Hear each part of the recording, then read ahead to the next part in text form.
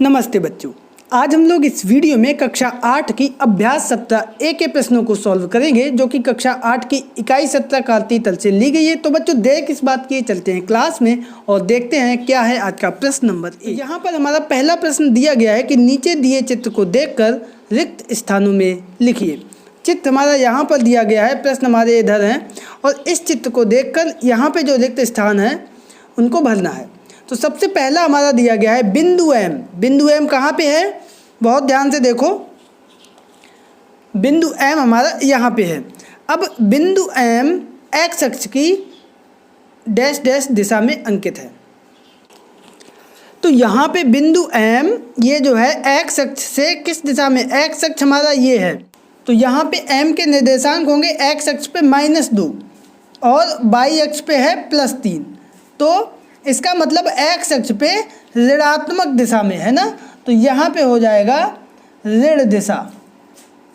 ठीक, यही हमारा आंसर आ जाएगा।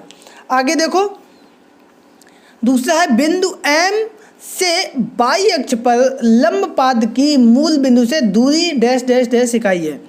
एम जो है वाई अक्ष पर मूल बिंदु से कितनी दूर है, तो वाई अक्ष पे ये लंब पाद यहाँ पे आ रहा है, तो ये दूरी इतनी हुई। अब ये कितनी दूरी है, 1 2 3, तो यहाँ पे आ जाएगा सिंपल सा आ जाएगा 3 इकाई। ठीक, यही आंसर हो गया।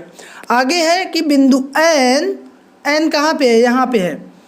वाई अक्ष की किस दिशा पे अंकित है, तो वाई अक्ष हमारा ये है। निर्देशांक अगर देखें तो पहले एक्स अक्ष के लिखे जाएंगे -3, फिर वाई अक्ष पे लिखे जाएंगे 1 और 1 -2।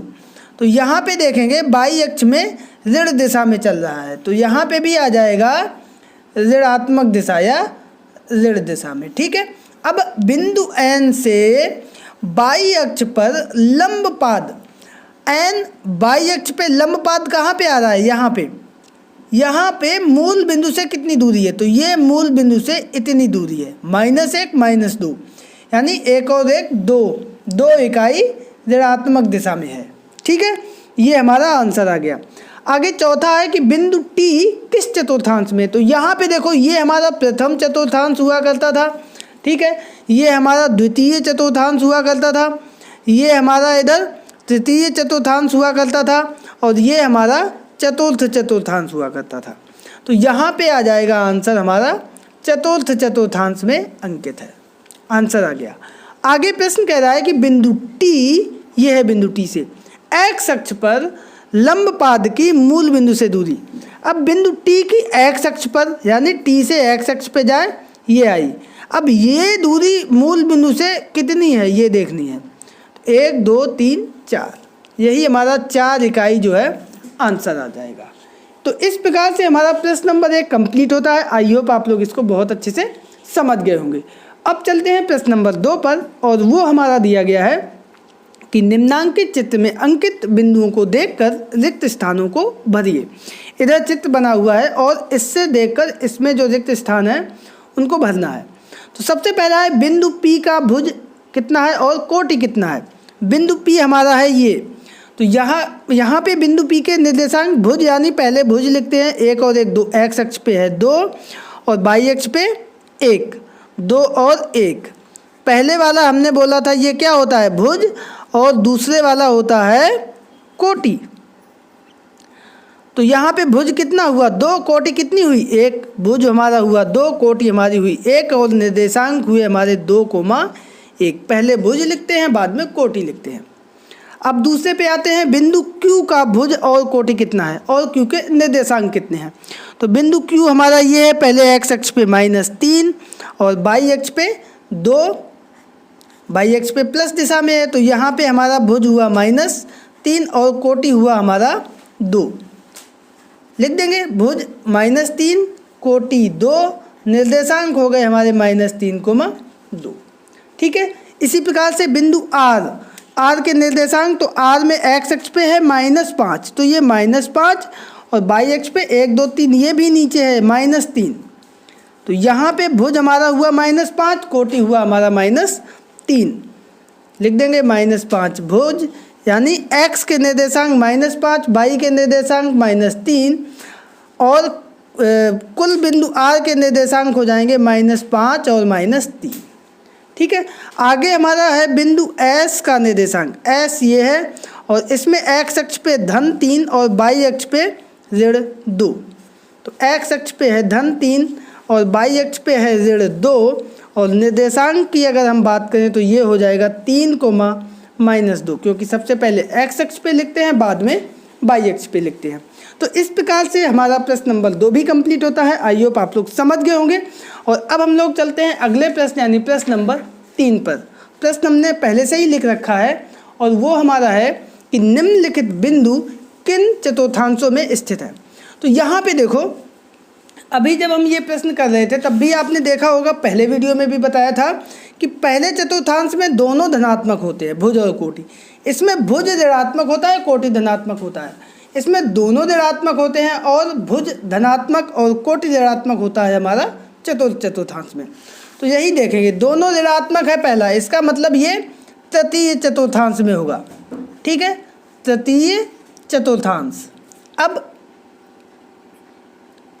पहला ऋणात्मक यानी x अक्ष की तरफ पहला जा रहा, तो ये दूसरे में आएगा, तो ये द्वितीय चतुर्थांश में हमारा आ जाएगा। अब पहला धनात्मक, आगे वाला ऋणात्मक, यानी पहला धनात्मक और ये ऋणात्मक, ये चतुर्थ में जाएगा, चतुर्थ चतुर्थांश।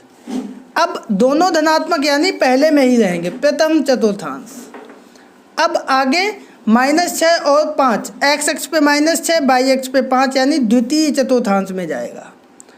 और अंत में पुनः दोनों ऋणात्मक हैं, इसका मतलब ये भी हमारा तृतीय चतुर्थांश में जाएगा, क्योंकि दोनों ऋणात्मक होते हैं तो वो हमारा ये भी ऋणात्मक, ये भी ऋणात्मक इधर आएगा। ठीक है, तो इस प्रकार से ये हमारा प्रश्न नंबर 3 जो है वो भी कंप्लीट होता है। और अब हम लोग चलते हैं इस एक्सरसाइज के अंतिम प्रश्न यानी प्रश्न नंबर 4 पर। तो यहाँ पर हमारा चौथा प्रश्न है कि निम्नलिखित बिंदुओं को ग्राफ पेपर पर अंकित कीजिए। ये बिंदु है और इधर ये ग्राफ पेपर है, इस पर हमें अंकित करना है। तो पहला है 7,5 यानी x अक्ष पे 7 और y अक्ष पे 5, यहाँ पे 5 आएगा। तो ये हमारा बिंदु हो गया 7,5। ठीक है, इसी तरीके से दूसरा है 7,0, तो x अक्ष पे 7, y अक्ष पे 0 यानी यही बिंदु हो जाएगा 7,0। तीसरा बिंदु है -3 -6, तो यहाँ पे देखो -1 -2 -3 और -6, तो ये आएगा, यहाँ पे हम इसको लिख देंगे -3, -6। आगे बिंदु है हमारा 0, -4, तो x अक्ष पे 0, y पे -4 यहाँ पे आएगा और यहाँ पे हम लिख देंगे 0, -4 निर्देशांक इसके। ठीक है, ये सीधा यहाँ से आ जाएगा। आगे है -6 -7, तो देखो -6 यहाँ पे है और -7 3 4 5 6 7, ये -7 था, तो यहाँ पे हम लिख देंगे -6 -7। ठीक है, आगे है 10, -5, तो x अक्ष पे 10, 9 के बाद ये 10 और -5 यानी ये आएगा -5 और ये आएगा 10। कहाँ पे मिलेगा? यहाँ पे। तो ये हमारा हो जाएगा 10, -5। ठीक है, आगे आ रहा है 0, 0, तो ये 0, 0 हमारा यही बिंदु होता है और इसी को हम लोग बोलते हैं मूल बिंदु। तो इस प्रकार से आपने देखा कि ये प्रश्न नंबर 4 हमारा कंप्लीट होता है और ये बिंदु किस तरीके से प्रदर्शित किए जाते हैं कार्तीय तल में, वो भी आप लोग इसी प्रश्न के माध्यम से समझ गए होंगे। तो उम्मीद करते हैं कि ये प्रश्न और ये एक्सरसाइज आपको पसंद आई होगी। वीडियो पसंद आने पर इसको लाइक करें, दोस्तों के बीच में शेयर करें और चैनल को अगर अभी तक सब्सक्राइब नहीं किया है तो चैनल को कर लीजिए सब्सक्राइब। मिलते हैं कल से एक नए वीडियो और एक नई एक्सरसाइज के साथ, तब तक के लिए नमस्कार।